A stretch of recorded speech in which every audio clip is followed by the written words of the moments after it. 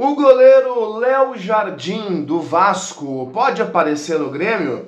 Os jogadores que no meio do ano o Grêmio não fará esforços para manter dentro do clube. Se tiver proposta, o Grêmio libera. A gente conversa sobre tudo isso com detalhes a partir de agora.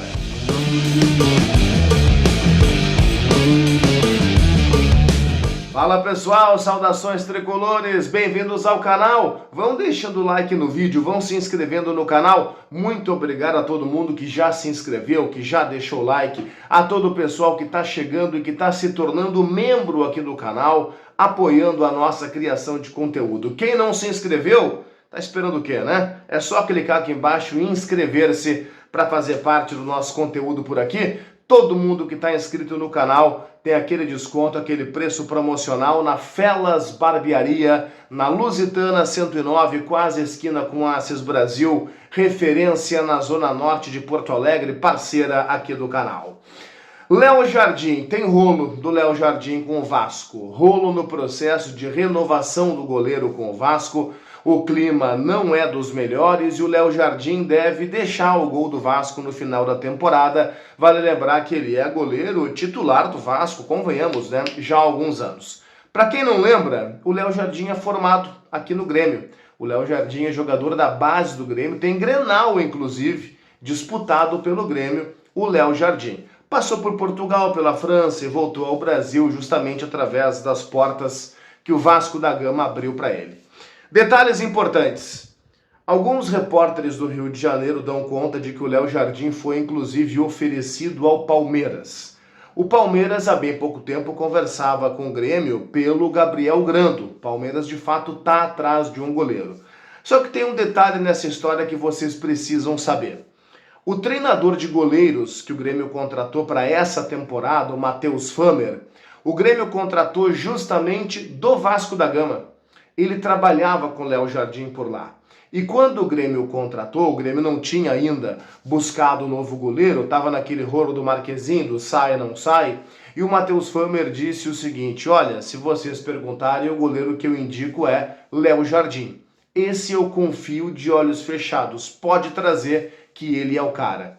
E o Grêmio foi atrás do Léo Jardim lá em janeiro. O Grêmio conversou com o Vasco para tentar trazer o Léo Jardim para cá, muito antes do Thiago Volpe, muito antes do Matheus Magalhães, lembra que jogava no Braga e acabou indo para a Holanda? Muito antes deles todos. O ficha 1 do Grêmio era o Léo Jardim, indicação do Matheus Famer, preparador de goleiros.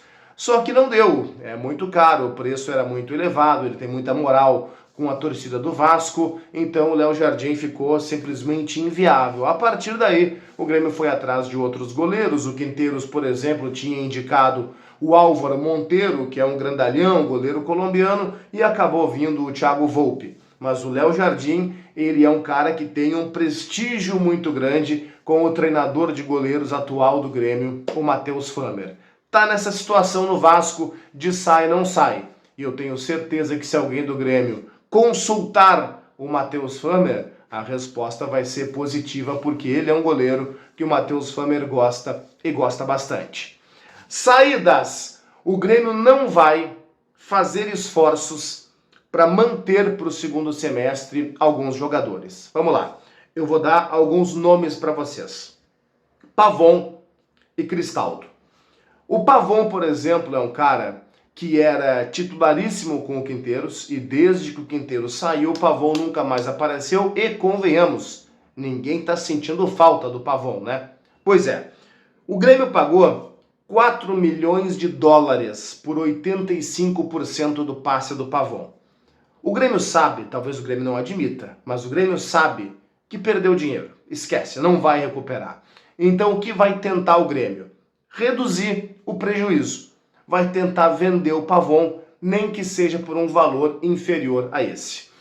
E o Cristaldo, que também custou aos cofres do Grêmio 4 milhões de dólares, quando o Grêmio contratou lá junto ao Huracan, o Cristaldo, que não vive boa fase do Grêmio, ele tem mercado. O Cristaldo recentemente foi procurado, por exemplo, por mais de um clube do futebol mexicano. Até a janela anterior, o Grêmio entendia que o Cristaldo era um protagonista do time, portanto queria segurá-lo a qualquer custo. Dessa vez o Grêmio entende um pouco diferente. Se tiver uma proposta minimamente razoável, o Grêmio não vai pensar duas vezes em vender esse jogador. Primeiro, porque o Grêmio tem muitos jogadores estrangeiros dentro do grupo. E segundo, porque a gente precisa fazer dinheiro, de alguma forma. E esses jogadores têm ainda um certo prestígio no mercado. O que vocês acham? Comentem aqui embaixo, deixem o like no vídeo, se inscrevam no canal.